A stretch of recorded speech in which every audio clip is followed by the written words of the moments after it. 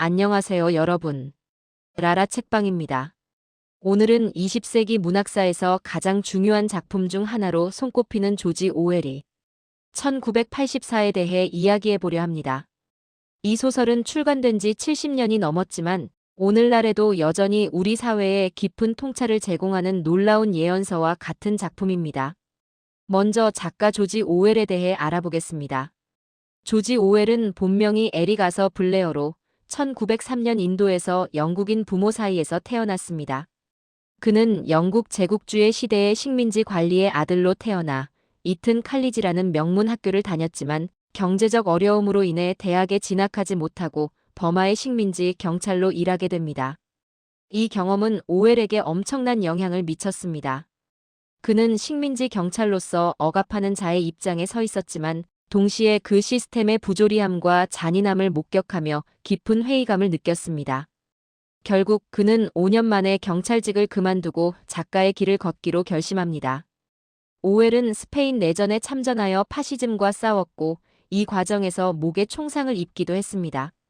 그는 또한 극심한 가난을 경험했으며 불황자들과 함께 생활하며 하층민의 삶을 직접 체험했습니다. 이러한 경험들은 그의 작품 세계를 형성하는 중요한 밑거름이 되었습니다. 오웰은 평생 전체주의와 권위주의에 반대했으며 민주사회주의를 지지했습니다. 그는 언어의 정치적 오용과 프로파간다의 위험성에 대해 깊이 고민했고 이는 1984에서 신어라는 개념으로 구체화됩니다.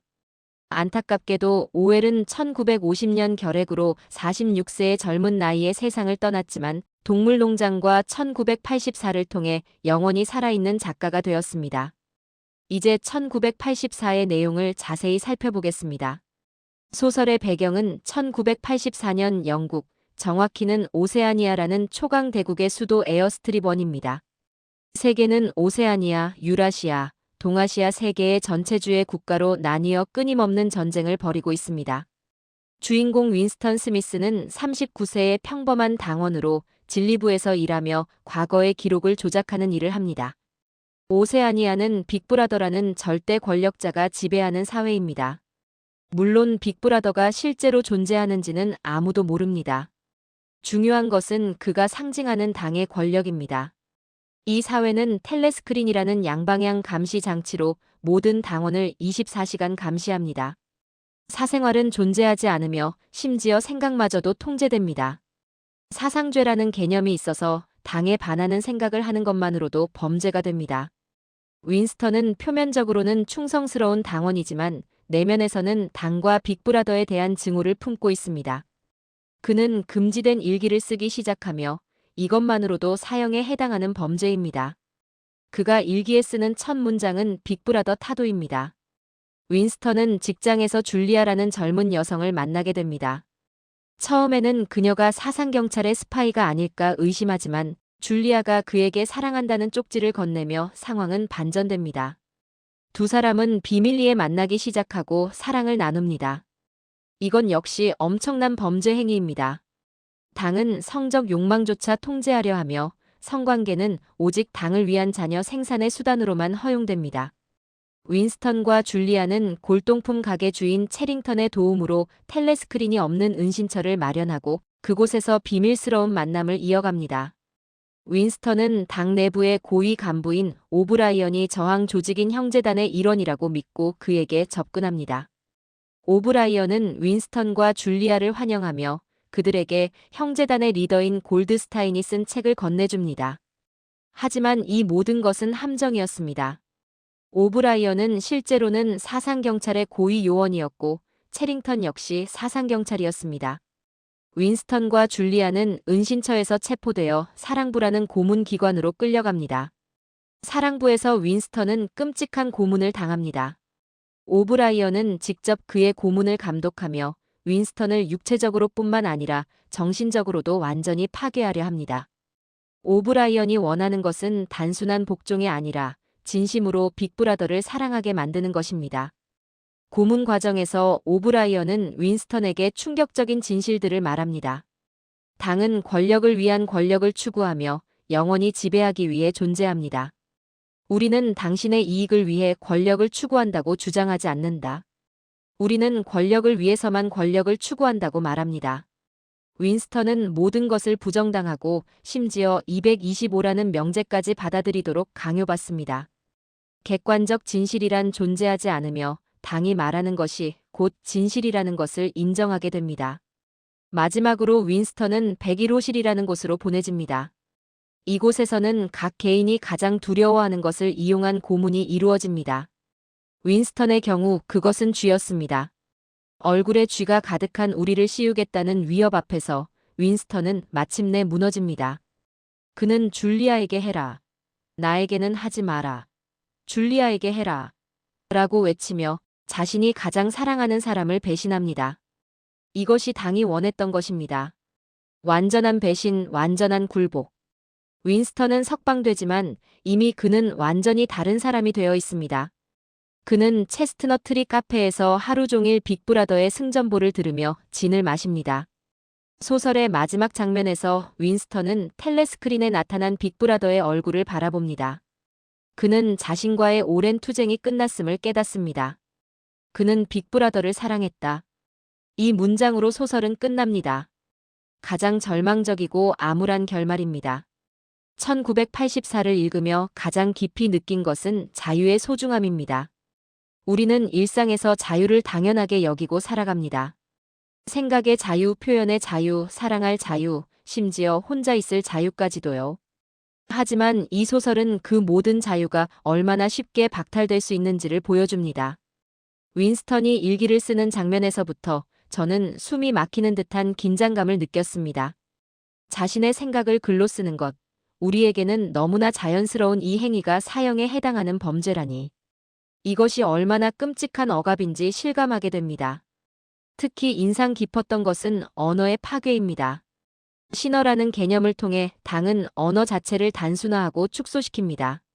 반대 개념을 표현할 단어들을 없애버림으로써 사람들이 저항적 사고 자체를 할 수 없게 만드는 것이죠. 생각을 표현할 언어가 없다면 그 생각은 존재할 수 없다는 논리입니다. 과거의 기록을 끊임없이 조작하는 장면들도 충격적이었습니다. 역사를 통제함으로써 현재를 통제하고 현재를 통제함으로써 미래를 통제한다는 당의 슬로건은 섬뜩할 정도로 정확합니다. 객관적 진실이 존재하지 않는 세계, 모든 것이 당의 의지에 따라 바뀔 수 있는 세계는 정말로 악몽 같습니다. 윈스턴과 줄리아의 사랑 이야기는 이 암울한 세계에서 유일한 빛처럼 느껴졌습니다. 하지만 그 빛마저도 결국 꺼져버립니다. 두 사람이 서로를 배신하게 되는 결말은 정말로 가슴 아팠습니다. 사랑조차 지킬 수 없는 세계, 인간의 가장 기본적인 감정까지 파괴당하는 모습은 인간 존엄성의 완전한 말살을 보여줍니다.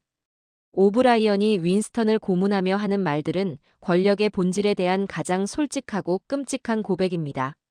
권력이란 인간의 마음을 갈기갈기 찢어놓은 다음 자기 마음대로 새로운 모습으로 꿰매는 것이다라는 말은 전체주의의 진짜 목적을 적나라하게 드러냅니다. 이 소설에서 우리가 배워야 할 것들은 너무나 많습니다. 첫째, 권력의 감시와 통제에 대한 경계심입니다. 오늘날 우리는 CCTV, 스마트폰, SNS, 인터넷 검색 기록 등을 통해 끊임없이 추적당하고 있습니다. 물론 이것이 소설 속 텔레스크린만큼 직접적이고 포괄적이지는 않습니다. 하지만 개인정보가 수집되고 빅데이터로 분석되며 우리의 행동이 예측되고 조작될 수 있다는 점에서 결코 가볍게 볼 문제가 아닙니다. 편리함과 안전이라는 명목으로 우리는 얼마나 많은 자유를 포기하고 있을까요? 테러 방지, 범죄 예방, 맞춤형 서비스라는 이유로 감시를 받아들이고 있지는 않은지 스스로에게 물어봐야 합니다. 둘째, 언어와 사고의 관계입니다. 소설은 언어가 단순히 생각을 표현하는 도구가 아니라 생각 자체를 형성하는 트림을 보여줍니다. 정치인들의 왜곡된 언어 사용, 미디어의 편향된 프레이밍, SNS의 극단적 표현들을 볼 때마다 우리는 경각심을 가져야 합니다. 특히 뉴스피크의 원리인 이중사고는 오늘날에도 여전히 존재합니다. 전쟁을 평화라고 부르고 감시를 보호라고 부르며 자유의 제한을 안전의 보장이라고 부르는 것들 말입니다. 우리는 단어의 진정한 의미를 지키고 언어의 정직성을 유지하려 노력해야 합니다. 셋째, 역사의 중요성입니다. 소설에서 당은 과거를 지배하는 자가 미래를 지배하고 현재를 지배하는 자가 과거를 지배한다고 말합니다. 역사 왜곡, 역사 수정주의는 여전히 전 세계적인 문제입니다. 불편한 역사를 지우려 하거나 과거의 잘못을 미화하려는 시도들을 우리는 계속 목격합니다. 역사를 기억하고 기록하고 진실을 추구하는 것은 단순히 과거를 아는 것이 아니라 현재와 미래를 지키는 일입니다. 역사학자들, 기자들, 그리고 진실을 증언하는 모든 이들의 역할이 얼마나 중요한지 깨닫게 됩니다. 넷째, 개인의 저항과 연대의 필요성입니다. 윈스턴의 저항은 결국 실패로 끝나지만 그가 저항을 시도했다는 사실 자체가 중요합니다. 그는 자유란 224라고 말할 수 있는 자유라고 했습니다. 명백한 진실을 진실이라고 말할 수 있는 자유, 이것이 모든 자유의 기초입니다. 우리는 불의에 침묵하지 않고 진실을 말하는 용기를 가져야 합니다. 비록 작은 목소리일지라도 그 목소리들이 모여 변화를 만들 수 있습니다. 다섯째, 사랑과 인간성의 가치입니다. 전체주의가 가장 두려워하는 것은 개인 간의 진정한 유대관계입니다. 사랑, 우정, 가족에는 당에 대한 충성심을 약화시킬 수 있기 때문입니다. 그래서 당은 인간관계까지 통제하려 합니다. 역설적이게도 이것은 인간관계가 얼마나 강력한 힘을 가지고 있는지를 보여줍니다. 서로를 아끼고 연대하며 인간적인 유대를 유지하는 것 자체가 억압에 대한 저항이 될 수 있습니다. 1984는 결코 따뜻하거나 희망적인 소설이 아닙니다. 오히려 절망적이고 암울합니다. 그럼에도 이 소설이 주는 감동은 특별합니다. 가장 감동적인 것은 조지 오웰의 용기입니다. 그는 죽음을 앞둔 상황에서도 인류에게 경고하기 위해 이 소설을 썼습니다. 결핵으로 건강이 악화된 상태에서 손가락 하나하나로 타자를 치며 완성한 이 작품은 한 작가의 치열한 책임감과 사명감을 보여줍니다. 오웰은 단순히 암울한 미래를 예측한 것이 아니라 이렇게 되어서는 안 된다고 외치고 있습니다. 이 소설 자체가 경고이자 호소이며 행동을 촉구하는 외침입니다. 편안한 이야기를 쓸 수도 있었을 텐데 그는 가장 불편하고 두려운 진실을 직시했습니다. 윈스턴 캐릭터도 감동적입니다. 그는 영웅이 아닙니다. 평범하고 약하고 두려움이 많은 인간입니다. 하지만 그럼에도 그는 저항을 선택합니다. 승산이 없다는 것을 알면서도 패배가 예정되어 있다는 것을 알면서도 그는 인간성을 지키려 합니다. 내가 느끼는 것이 곧 나다. 그들은 내 감정까지는 바꿀 수 없다고 믿었던 그의 순진함. 우리는 죽었어라고 말하면서도 줄리아와의 사랑을 포기하지 않았던 그의 집착은 인간 정신의 볼굴함을 보여줍니다. 비록 결국 패배하지만 그 투쟁 과정 자체가 의미 있습니다. 또한 이 소설이 70년이 지난 지금까지도 여전히 유효하다는 사실에 감동받습니다. 오웰이 걱정했던 것들 감시 사회, 언어 조작, 역사 왜곡, 전쟁의 일상화, 개인의 소멸은 여전히 우리 곁에 있습니다. 어떤 의미에서 이 소설은 시대를 초월한 경고이자 영원한 교훈입니다. 마지막으로 이 소설이 만들어낸 문화적 유산에 감동합니다. 이는 이 소설이 단순히 문학 작품을 넘어 우리가 세상을 이해하는 틀 자체가 되었음을 의미합니다. 조지 오웰이 1984를 쓴 이유를 이해하려면 그가 살았던 시대를 이해해야 합니다. 1948년 오웰은 이 소설을 완성했습니다. 제목인 1984는 지필 연도 1948의 마지막 두 자리를 뒤바꾼 것이라는 설이 유력합니다. 당시 세계는 막 제2차 세계대전을 끝냈고 나치즘과 파시즘의 공포를 겪은 직후였습니다. 동시에 소련의 스탈린주의가 기승을 부리고 있었고 냉전이 시작되고 있었습니다. 오웰은 스페인 내전에 참전하며 좌파 진영 내부의 분열과 배신을 목격했습니다. 그는 파시즘뿐만 아니라 스탈린주의 같은 전체주의적 공산주의에도 깊은 환멸을 느꼈습니다. 그가 보기에 좌파든 우파든 전체주의는 동일하게 위험했습니다.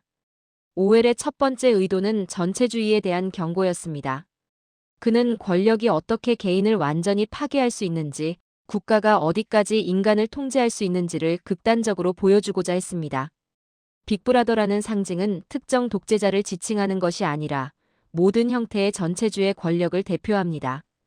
히틀러일 수도 있고 스탈린일 수도 있으며 앞으로 나타날 어떤 독재자일 수도 있습니다. 두 번째 의도는 언어의 정치적 오용에 대한 경고였습니다. 오웰은 정치와 영어라는 에세이에서 정치 언어는 거짓말을 진실처럼 들리게 하고 살인을 존경스럽게 만들며 허공에 견고함을 부여하기 위해 고안되었다고 썼습니다. 신어는 바로 이 개념의 극단적 형태입니다.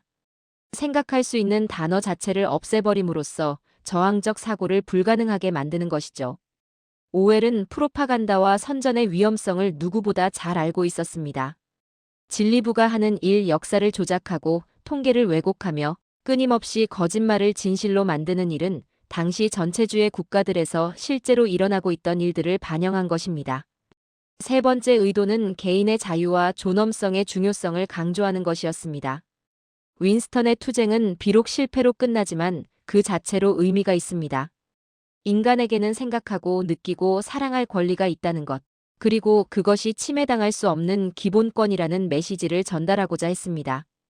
오웰은 또한 무관심의 위험성을 경고했습니다. 프롤레타리아들은 당의 억압을 받지만 동시에 정치에 무관심하게 방치됩니다. 빵과 서커스만 주어지면 만족하는 대중의 모습은 민주주의 사회에서도 얼마든지 나타날 수 있는 현상입니다. 마지막으로 오웰은 희망을 완전히 버리지 않았습니다. 소설의 결말은 절망적이지만 부록으로 실린 신어의 원리는 과거형으로 쓰여 있습니다. 이는 언젠가 빅브라더의 체제가 무너졌음을 암시하는 것으로 해석됩니다. 오웰은 전체주의가 결국 실패할 수밖에 없다고 믿었던 것 같습니다. 1984는 모든 사람이 읽어야 할 책이지만 특히 다음과 같은 분들에게 강력히 추천합니다. 첫째, 정치와 사회에 관심이 있는 모든 분들입니다. 정치학도 사회학도 법학도는 물론이고 시민으로서 사회에 참여하는 모든 이들이 읽어야 합니다. 이 책은 권력의 작동 방식, 국가와 개인의 관계, 자유와 안보의 균형 등에 대해 깊이 생각하게 만듭니다. 선거철마다 듣는 정치인들의 말, 정부 정책, 언론 보도를 더 비판적으로 볼 수 있는 안목을 길러줍니다. 둘째, 언론인과 미디어 관계자분들입니다. 진실을 보도하고 권력을 감시하며 대중에게 정보를 제공하는 역할을 하는 분들이야말로 이 책의 메시지를 가장 깊이 이해해야 합니다. 진리부가 하는 일과 언론이 해서는 안 되는 일을 명확히 구분할 수 있습니다. 팩트체크의 중요성, 객관적 보도의 필요성, 언어 사용의 정직성을 다시 한번 상기시켜줍니다. 셋째, 교육자와 학생들입니다. 특히 청소년과 대학생들에게 이 책은 비판적 사고력을 기르는데 큰 도움이 됩니다. 주어진 정보를 그대로 받아들이지 않고 의문을 제기하며 스스로 판단하는 능력은 현대 사회에서 필수적입니다. 또한 역사 교육의 중요성, 다양한 관점의 필요성을 일깨워줍니다. 넷째, 기술과 데이터를 다루는 분들입니다. IT 개발자, 데이터 과학자, AI 연구자들은 자신들이 만드는 기술이 어떻게 오용될 수 있는지 알아야 합니다. 감시 기술, 빅데이터 분석, 알고리즘 추천 시스템 등은 편리함을 주지만 동시에 텔레스크린처럼 작동할 수도 있습니다. 기술 윤리에 대한 고민이 필요한 모든 분들께 이 책은 중요한 성찰의 기회를 제공합니다. 다섯째, 부모님들입니다. 자녀를 키우는 부모로서 아이들에게 어떤 가치를 전달할 것인가, 어떤 세상을 물려줄 것인가를 고민한다면 이 책을 읽어보시기 바랍니다. 수능만을 강요하지 않고 비판적 사고를 격려하며 개인의 자유와 존엄성을 존중하는 교육의 중요성을 깨닫게 됩니다. 여섯째, 역사에 관심이 있는 분들입니다. 역사를 배우고 기록하고 기억하는 일이 왜 중요한지를 이 책만큼 잘 보여주는 작품은 없습니다.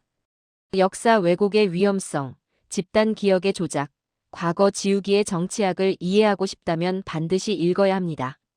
일곱째, 민주주의를 당연하게 여기는 모든 분들입니다. 우리가 누리는 자유와 권리는 저절로 주어진 것이 아닙니다. 수많은 사람들의 투쟁과 희생으로 얻어진 것이며 언제든 빼앗길 수 있습니다. 이 책은 민주주의가 얼마나 소중하고 얼마나 취약한지를 일깨워줍니다. 마지막으로 희망을 잃지 않으려는 모든 분들께 추천합니다. 역설적으로 들릴 수 있지만 이 절망적인 소설은 우리에게 희망을 줍니다. 어떤 미래를 피해야 하는지 알려줌으로써 더 나은 미래를 만들 수 있는 가능성을 열어주기 때문입니다. 1984는 어렵지 않습니다. 문체도 명확하고 이야기도 흥미진진합니다. 하지만 가볍지는 않습니다. 독서 후에도 오랫동안 생각하게 만들고 세상을 보는 눈을 바꿔놓을 것입니다. 불편할 수 있지만 그 불편함이야말로 우리가 깨어있게 만드는 힘입니다. 클로드는 AI이며 실수할 수 있습니다. 응답을 다시 한번 확인해 주세요. 조지 오웰의 1984는 불편하고 고통스러운 독서 경험을 선사합니다. 해피엔딩도 없고 위로도 없으며 희망의 메시지조차 명확하지 않습니다. 하지만 바로 그렇기 때문에 우리는 이 책을 읽어야 합니다. 이 소설은 거울입니다. 우리 사회의 어두운 면을 비추는 거울. 우리가 무심코 받아들이고 있는 것들, 당연하게 여기는 것들을 다시 한번 생각하게 만드는 거울입니다. 오웰은 1984는 예언이 아니라 경고라고 했습니다. 미래가 이렇게 될 것이라는 예측이 아니라 이렇게 되지 않도록 경계해야 한다는 경고입니다. 우리가 자유를 당연시하고 진실에 무관심하며 권력의 확장을 방치한다면 소설 속 세계는 현실이 될 수 있습니다. 하지만 동시에 이 소설은 희망의 메시지이기도 합니다. 우리가 깨어있고 의식하고 저항한다면 그런 미래를 막을 수 있다는 희망. 윈스턴은 패배했지만 그의 이야기를 읽는 우리는 패배하지 않을 수 있습니다. 자유는 공짜가 아닙니다. 끊임없이 지키고 싸우고 주장해야 하는 것입니다. 진실은 저절로 살아남지 않습니다. 기록하고 증언하고 전파해야 합니다. 인간성은 자동으로 유지되지 않습니다. 서로를 돌보고 연대하며 사랑해야 합니다. 1984는 70년 전의 소설이지만 오늘 우리에게 말을 걸고 있습니다. 깨어있으라고 생각하라고 저항하라고. 그리고 무엇보다도 자유와 진실과 인간성을 소중히 여기라고. 여러분도 꼭 이 책을 읽어보시기를 권합니다. 불편할 수 있지만 필요한 불편함입니다. 두려울 수 있지만 직면해야 할 두려움입니다. 그리고 그 경험은 여러분을 더 깨어있는 시민으로, 더 생각하는 인간으로 만들어줄 것입니다. 지금까지 들어주셔서 감사합니다. 라라 책방이었습니다.